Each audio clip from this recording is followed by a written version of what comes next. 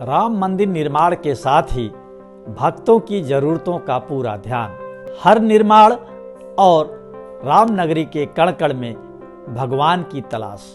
महाराज दशरथ की समाधि स्थली और भरत की तपोस्थली जुड़ेगी रामनगरी से।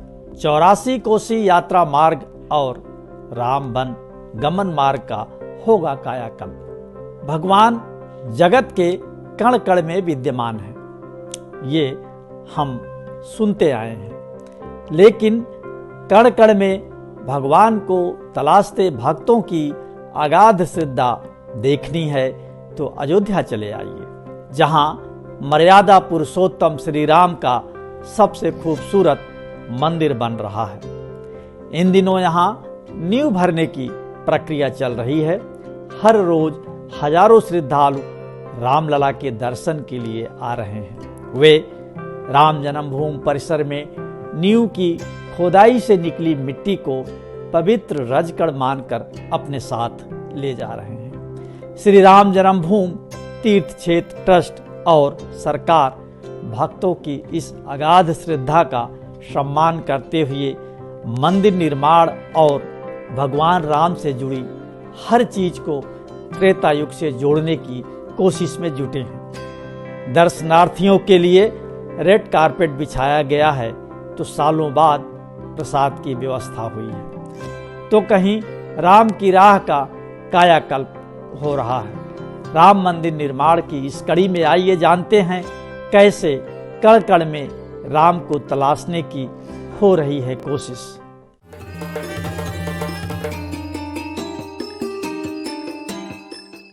जन्मभूमि के रजकण के कण कण में राम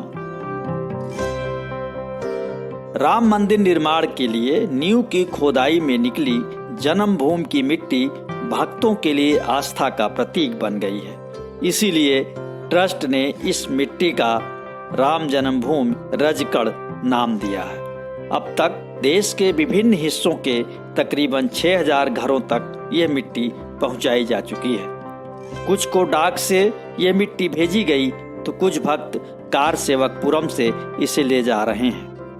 गर्भगृह सहित मंदिर परिसर की मिट्टी को छोटी छोटी डिब्बियों में पैक किया गया है।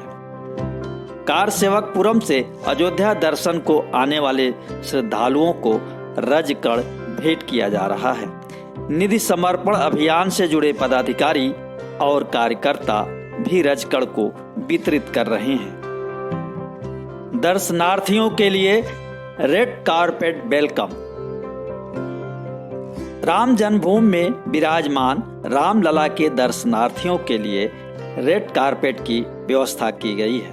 महिलाओं और पुरुषों की लाइन के लिए अलग अलग कारपेट बिछाए गए हैं। करीब 150 मीटर लंबे कारपेट को रंग महल बैरियर से लेकर विराजमान रामलला के परिसर तक बिछाया गया है। आनंद भवन बैरियर से लेकर विराजमान रामलला के परिसर तक सेट की भी व्यवस्था की गई है। गर्मी को देखते हुए जल्द ही पूरे दर्शन मार्ग पर सेट के साथ अन्य सुविधाएं भी मुहैया करवाई जाएंगी। सुरक्षा कारणों से पहले रामलला का दर्शन 40 फीट की दूरी से होता था। अब नए भवन में 25 फीट की दूरी से भगवान के दर्शन हो रहे हैं। भक्तों को मिल रहा रामलला का खास प्रसाद।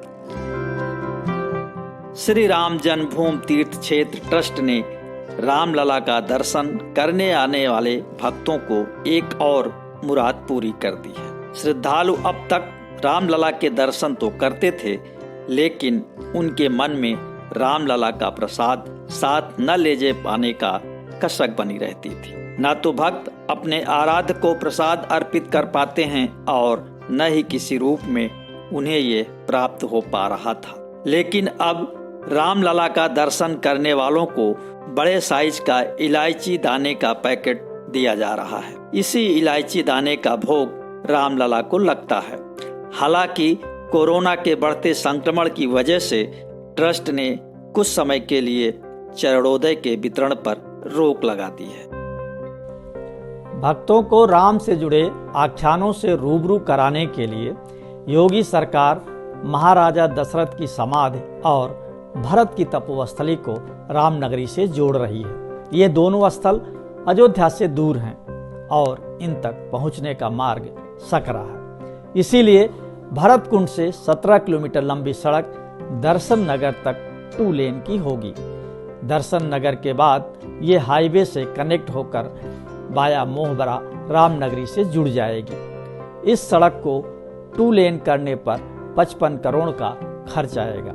इसी तरह दशरथ समाधि को सीधे रामनगरी से जोड़ने के लिए 13.5 किलोमीटर लंबे अयोध्या विल्ब हरिघाट तटबंध पर 10 मीटर चौड़ी 3 लेन की सड़क बनेगी। इसकी लागत 137 करोड़ आएगी। इन दोनों सड़क मार्गों के किनारे के स्थलों को रामायण कालीन स्वरूप दिया जाएगा। 84 कोस परिक्रमा मार्ग घोषित हुआ राजमार्ग। रामनगरी की सांस्कृतिक सीमा माना जाने वाला 84 कोसीय परिक्रमा मार्ग अब केंद्र सरकार ने राजमार्ग घोषित कर दिया है। केंद्रीय परिवहन मंत्री नितिन गडकरी ने 275 किलोमीटर लंबे और बस्ती, अयोध्या, अंबेडकर नगर, बाराबंकी व गोंडा तक विस्तारित इस परिक्रमा मार्ग को अंतर्राष्ट्रीय पर्यटन सुविधाओं के साथ विकसित करने का ऐलान किया है। रामायण में वर्णित करीब 151 आध्यात्म और श्रद्धा के केंद्र इसी पथ पर स्थित हैं। मार्ग में भगवान राम और अनेक दिग्गज ऋषियों मुनियों से जुड़े स्थल भी हैं। बस्ती के मखौड़ा से शुरू होने वाली 84 कोसी परिक्रमा इसी मार्ग पर चलकर अयोध्या, अंबेडकर नगर, बाराबंकी, गोंडा होते हुए 20 दिनों में मख भूमि पर समाप्त होती है। राजमार्ग घोषित होने के बाद अब इसका विकास हो सकेगा। जिस राह से गुजरे प्रभु राम वो दिखेगी नैनाभिराम। भगवान राम वनवास के दौरान सीता और लक्ष्मण के साथ जिस मार्ग से गए थे, केंद्र सरकार उस रास्ते को राम वनगमन पथ परियोजना के रूप में विकसित करने जा रही है। केंद्रीय सड़क परिवहन एवं राजमार्ग मंत्रालय के अनुसार उत्तर प्रदेश में 210 किलोमीटर का राम वनगमन मार्ग अयोध्या को फैजाबाद के रास्ते चित्रकूट, सुल्तानपुर, प्रतापगढ़, जठवारा, श्रृंगवेरपुर, मंझनपुर और राजापुर से जोड़ेगा। यह मार्ग राष्ट्रीय राजमार्ग 28, राष्ट्रीय राजमार्ग 96 और राष्ट्रीय राजमार्ग 731-1 से होकर गुजरेगा। इसमें श्रृंगवेरपुर में गंगा नदी पर पुल के साथ नया रास्ता बनेगा। इस प्रोजेक्ट का मकसद उन रास्तों को भक्तों की यादों में बसाना है जहां जहां से भगवान श्री राम वनवास के दौरान गुजरे थे। मर्यादा पुरुषोत्तम श्री राम से जुड़ी हर चीज को संवारने और सजोने का काम सरकार कर रही है। इसी कड़ी में अयोध्या से पहले लखनऊ मार्ग पर अंतर्राष्ट्रीय स्तर का रामायण संग्रहालय बनाया जाएगा। ये धार्मिक, पर्यटन और आध्यात्मिक आकर्षण का नया केंद्र होगा। राम स्नेही घाट पर संस्कृत विभाग 10 एकड़ जमीन पर प्रभु श्री राम के जीवन काल के विभिन्न प्रसंगों से जुड़े कथानकों को विकसित करेगा। परिसर में कला, संस्कृति, हस्तशिल्प, लोक व्यंजन, रामायण विश्व यात्रा वीथिकाएं, राम वनगमन मार्ग, रामायण आधारित कला वीथिका, पुस्तकालय, शोध और प्रकाशन केंद्र, रामलीला प्रशिक्षण केंद्र आदि का निर्माण होगा। इसका डीपीआर IIT खड़गपुर तैयार करेगा। इस केंद्र का निर्माण उस परिकल्पना पर आधारित होगा जिसका हर कण भगवान राम की मौजूदगी का एहसास कराएगा। रामनगरी से जुड़ी इसी तरह की हर गतिविधि को जानने के लिए देखते रहें राम मंदिर का निर्माण। आपको ये शो पसंद आया तो लाइक करें, शेयर करें और हाँ, कमेंट बॉक्स में अपनी राय लिखना न भूलें।